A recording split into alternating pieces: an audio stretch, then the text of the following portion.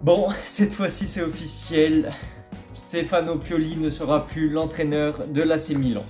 Voilà, je vais essayer de faire une vidéo qui ne soit pas trop hypocrite. Parce que voilà, il faut mettre les choses au clair. Oui, Stefano Pioli ces derniers temps c'était un poids pour l'AC Milan. C'était la cause de pourquoi l'AC Milan ne jouait pas bien. La cause de pourquoi il y avait autant de blessures. Mais il faut quand même le remercier pour tout ce qu'il a fait. Parce que si là j'ai mis ce maillot là, c'est pas pour rien. C'est parce que ce Scudetto, c'est aussi grâce à lui. Donc je tenais à le remercier. Merci Stefano Pioli pour tout ce que tu as fait. Il était temps que nos chemins se séparent, voilà, comme dans la vie de tous les jours, voilà, tu dois toujours te séparer de certaines personnes quand ça va plus. Donc voilà, ce jour est arrivé. Stefano Pioli s'est séparé, enfin du moins l'AC Milan s'est séparé de Stefano Pioli après 5 ans de bons et loyaux services. Voilà, au début c'était compliqué, très compliqué. Je me souviens du 5-0 contre l'Atalanta. Ok, mais voilà, l'aventure s'est poursuivie et on en est arrivé à ce Scudetto. C'est pas moi qui le dis, même les anciens supporters de l'AC Milan le disent que c'est un des plus beaux Scudetto qu'on ait pu gagner l'AC Milan. Parce que en général, quand on gagnait un Scudetto, c'était quoi? On était favori, on avait une équipe de dingue.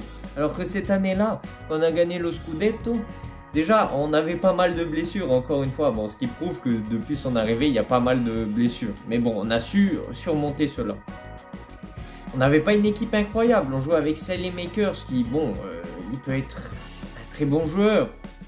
Mais bon, pour moi, il n'avait pas le niveau de l'AC Milan. Junior Messias. Voilà, Krunic. On avait une équipe sur le papier pas incroyable. Mais on a réussi, même en étant pas du tout favori, on a réussi à gagner ce championnat et c'est grâce à toi, Stefano Pioli. Mais il faut pas oublier que ces dernières années, la saison dernière, comme je l'ai déjà dit, on a fini 5e du championnat. Sur le papier, on a fini 4e, mais normalement, on aurait dû finir 5e. Et voilà, ça arrive à tout le monde. On ne peut pas gagner chaque année. C'est pas ça que je demande, de gagner chaque année.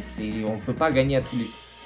Mais le niveau de jeu, l'aspect esthétique, qui est quand même la base du football, parce que c'est important de gagner, oui.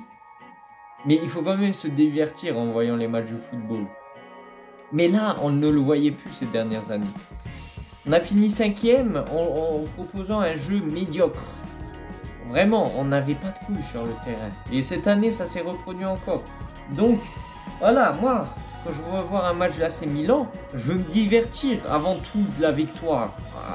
Dans un premier temps, je veux me divertir. C'est comme quand tu vas au théâtre, tu as envie de te divertir, tu t'en fous de la finalité. Mais voilà, peut-être avec la victoire du Scudetto, il y a eu un truc qui s'est brisé, je sais pas. Déjà, moi je t'ai toujours reconnu comme un grand homme, quelqu'un de très respectable, un homme en or. Après, depuis que tu as gagné le Scudetto, il y a un truc qui a changé. Après, c'est peut-être l'environnement s'est dégradé, mais en interview, tu commençais à dire des dingueries. Genre, par exemple, quand on se prend 5-1 contre l'Inter, il arrive à nous dire « Oui, mais pendant 5 minutes, l'Inter n'a pas réussi à rentrer dans notre surface de réparation. » En fait, c'est quoi? C'est la balle au prisonnier ou c'est quoi le but du football? Le but du football, c'est de mettre des buts à l'adversaire. C'est pas faire 0-0. Dans ce cas, les deux équipes elles font 0-0, ils n'ont pas réussi à rentrer dans notre surface de réparation. Mais c'est quoi ça? Tu peux pas. Alors, je suis sûr que tu es un entraîneur très intelligent. Un homme très intelligent. Mais tu peux pas nous sortir des phrases comme ça. Et en plus, il s'excusait même pas auprès des supporters. Le commentateur, l'intervieweur, le journaliste lui pose la question, vous voulez demander pardon aux supporters? Il a dit non, parce que nous, on a fait de notre mieux. Ben, non, ça se passe pas comme ça. Ou l'histoire encore du 5-0-5, un truc comme ça, la formation 5-0-5. Parce que, on le voit très bien, des fois, sur le terrain, on se demande quelle est la formation de l'AC Milan. Parce qu'il y a 5 en défense, c'est-à-dire 4 défenseurs et le milieu de terrain défensif, tous regroupés. Après, il y a un désert, il y a un canyon, il y a tout ce que vous voulez, il y a le néant. Et après, il y a les 5 autres joueurs en attaque. Et un journaliste lui avait posé la question, mais c'est quoi votre stratégie là du 5-0-5? Et il se l'est mal pris. Alors que sur les faits prouvent que tactiquement, il y avait un gros problème. Toute cette saison, il y avait un gros problème. Au milieu de terrain, il n'y avait plus aucun filtre. Je ne sais pas ce qu'il a changé entre-temps, mais c'était vraiment devenu problématique. Enfin bref, vu que c'est un adieu, on va revenir sur les choses positives. Voilà, la demi-finale de Ligue des Champions, qu'on a perdu en Ligue contre l'Inter.